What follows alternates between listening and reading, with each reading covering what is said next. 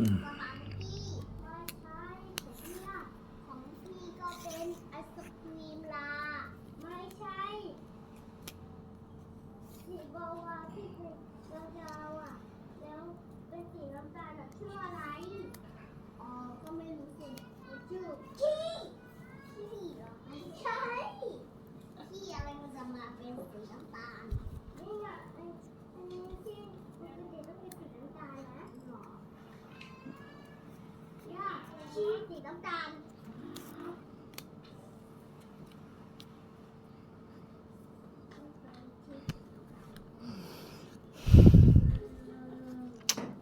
ดูสิ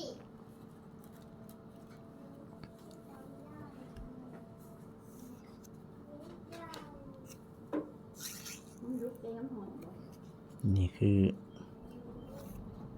เอาเฮ็ดแบบไปประกอบไว้สักกันประกอบแบบไว้เรียบร้อยเวลาเราเฮ็ดมันก็ง่าย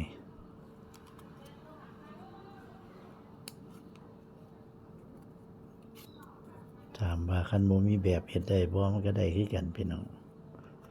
แต่ว่าตอนเริ่มแรกนี่มันก็สินั่นเดะจังหน่อย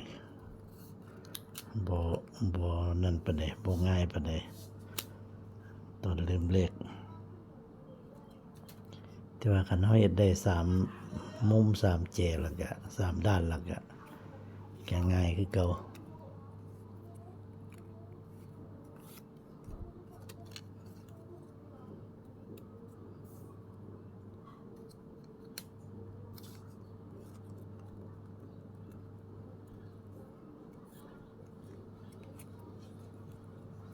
ไม่ตอกเฮาจักไว้แต่โดนแล้วเป็นไม่ตอกไม่ไหล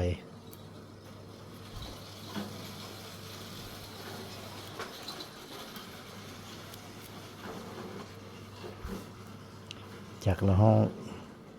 ตากให้มันแห้งๆแล้วเฮาก็เอาใส่ถุงยางไว้เก็บไว้บ่ให้ถูกไอฝนบ่ให้มันเปียกมันตกหมกตกหนาวบ่ให้ขึ้นลามันก็สิยังเหนียวยังดีคือเก่าเบิ่งแต่สีมันก็บ่งบอกแล้วว่าเป็นไม้ตอกที่เฮาจักไว้โดน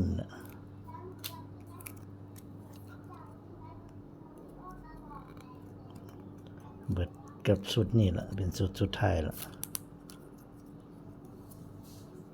ก็สิได้ไปหาไม้มาเฮ็ดไว้อีกก่อน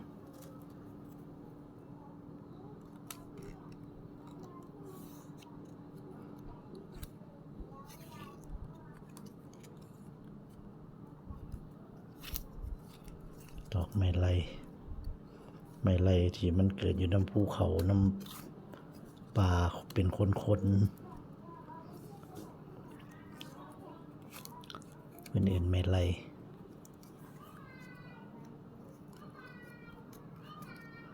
แต่ว่าของเฮาเอามาปลูกไว้นะเอามาปลูกไว้นะไว้กินหน่อมันแล้วก็เอาไว้ใส่ไม้จังซี่ล่ะอันนี้ก็ตัดมาแต่ทุ่งนาแล้วสิได้ไปเอามาอีกก่อนแต่ว่ามันกับเฮามาปลูกไว้มันก็ป่องบ่ค่อยยาวดอกพี่น้องมันบ่มีป่าไม้หุ่มมันคันเฮาปลูกไว้แบบมีป่าไม้หุ่มมันแย่งกันขึ้นมันสินั่นอยู่มันสิยืดดีอยู่อันนี้มันเป็นไม้ที่มันเกิดอยู่กอเดียวขอบสระแล้วก็ตัดหนอมันกินดุ ปลูกไว้กินหนอตัดหนอนมากินดุ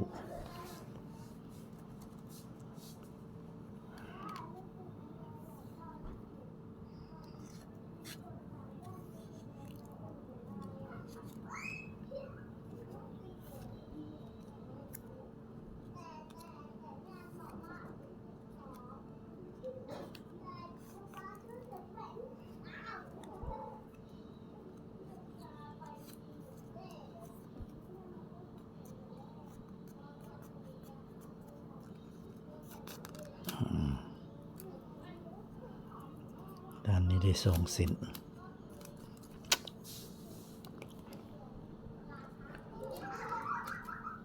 เอาอีกเส้นหนึ่งกันอีกเส้นหนึ่งแล้วก็สิถอดแบบออก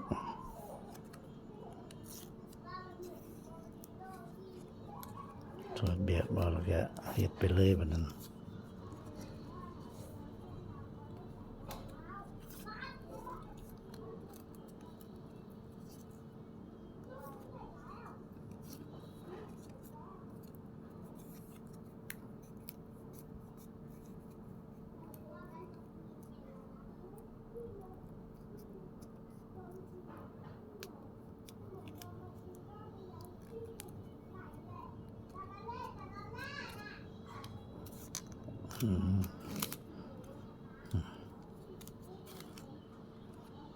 ถอดแบบ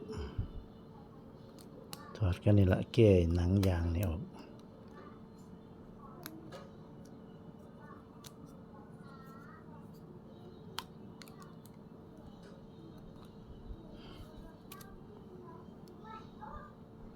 แก้เอายางหัดไว้ซื่อนั่น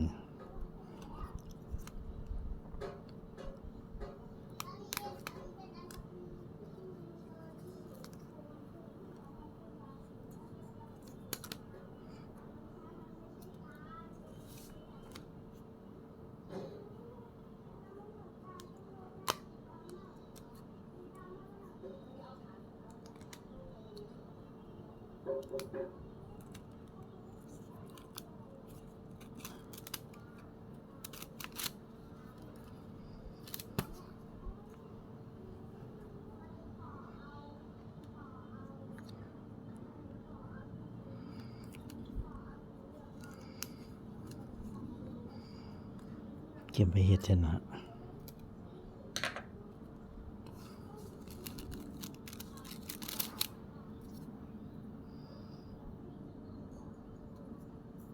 แบบนี้เขาก็เอาแบบมันออกแล้วเขาก็เฮ็ดไปเลยมันสิว่าสารกับบ่แม่นสอด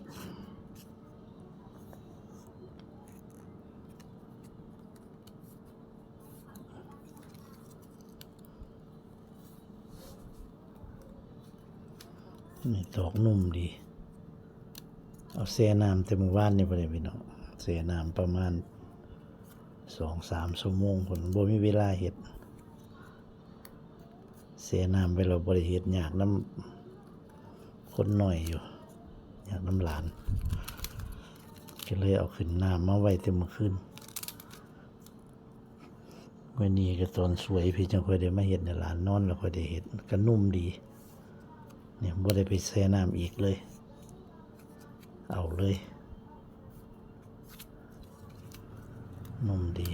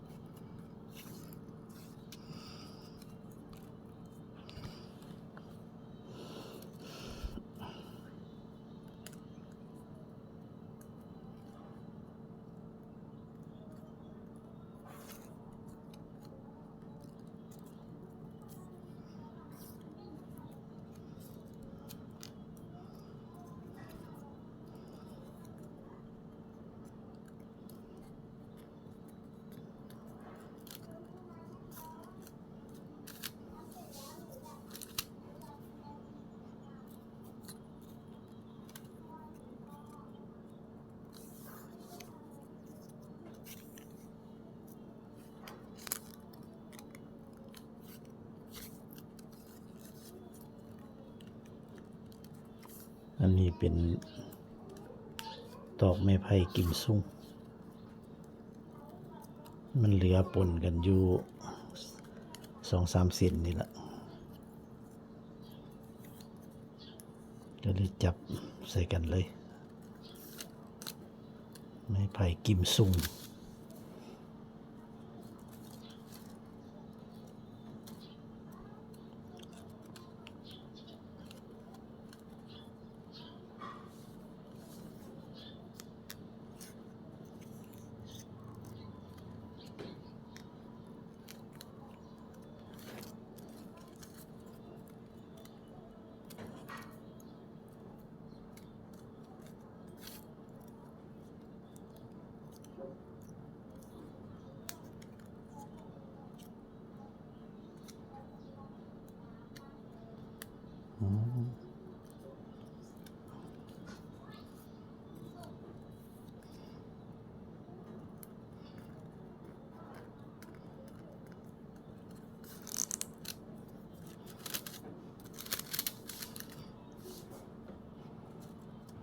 มันไม่ตอกมันอ่อนมันเหนียวดีมันก็เฮ็ดง่ายมันไม่ตอกหักตอกแตกตอกสีกโอ้ยเฮ็ดยากพี่น้องผู้ใจบ่อดบ่ทนก็อยากพาฟันทิ่มพุ่นล่ะ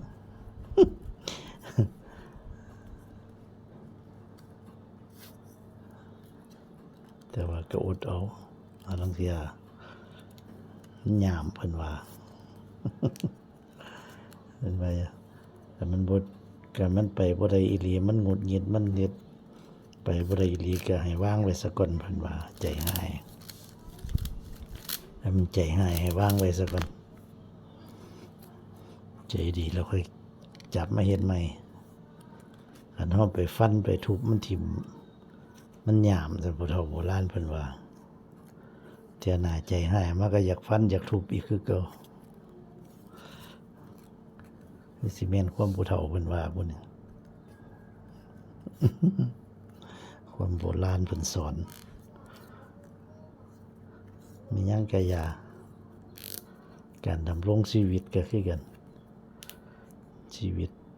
ในครอบครัวก็คือกันผู้เฒ่าโบราณเพิ่นสอนไว้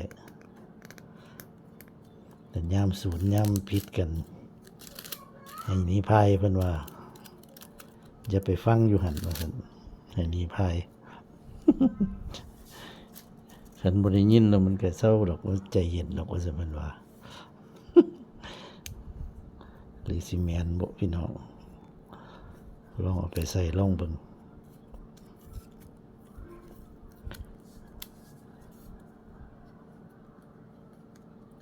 เห็นง่าของไปน้ำคุยกันนอกเรื่องไปน้ำสัพเพเหระ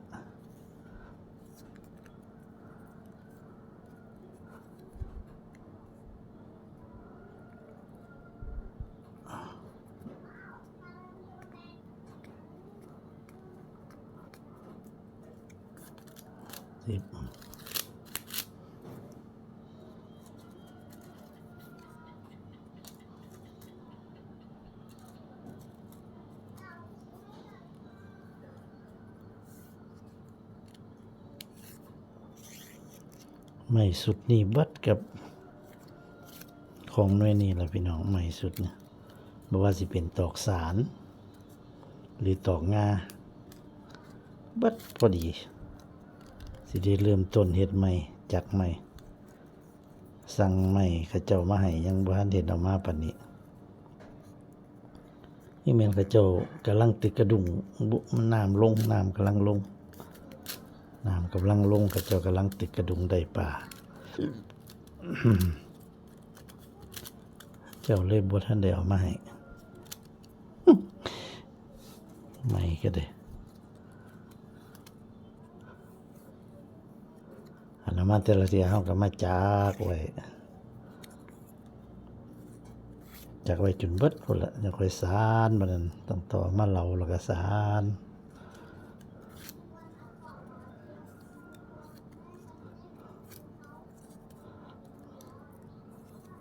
ไปเรื่อยๆจนไหม้เบิดแล้วก็สั่งใหม่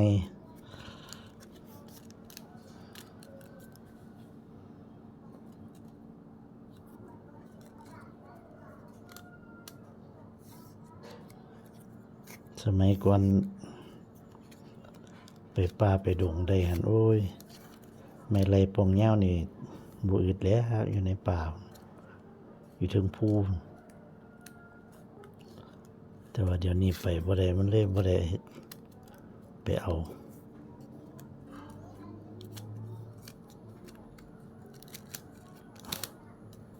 แต่ก่อนนี่ซ้ำสารติบเขาซ้ำนั่นนี่โอ้ยไปเอามาบ่ไหวคนละไปเอาเองสำเพ็จง่าของในแห่งสิบุอึดนะไม่4-5 กรัม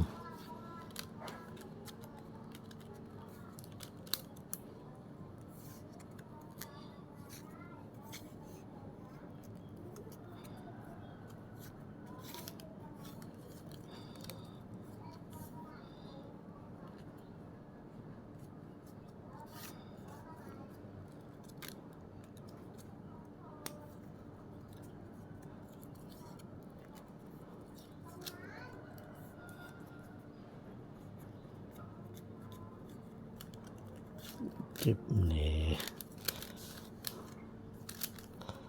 ใช้เวลาโดนอยู่เด้อพี่น้องงาอันหนึ่งนี่โอ้ใช้เวลาเป็น20-30 นาทีพุ่นละ30 นาทีพุ่นละไป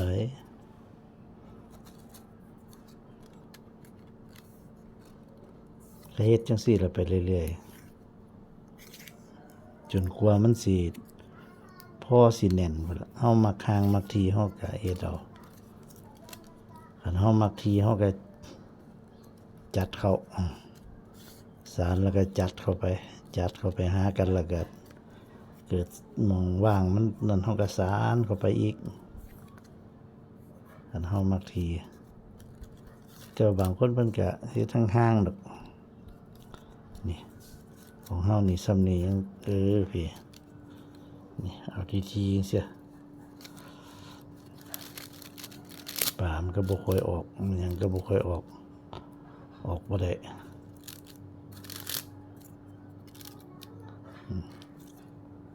จัดไว้เป็นล็อกค